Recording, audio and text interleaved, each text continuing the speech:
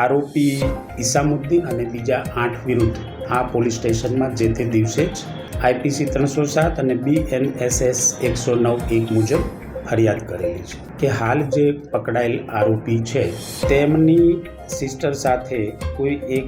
આરોપીને વિક્ટીમને યા તો ફરિયાદીને કંઈ અફેર્સ છે। એ રંજ રાખી આ તમામ આરોપીઓએ એક સંપ કરી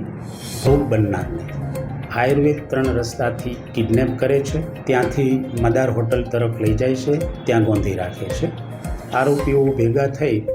હાલના પકડાયેલા આરોપીએ તલવારના ઘા માથામાં મારેલા છે, અન્ય આરોપીએ લાકડી તથા પંચવતી જે હાથમાં પહેરવાનું એક સ્ટીલનું પંચ આવે છે, આ પંચ દ્વારા ભોગ બનનારને ઈજાઓ કરેલી છે અને મારી નાખવાની ધમકી તથા અપહરણ જેવી કલમો હેઠળ ગુનો દાખલ કરેલો છે।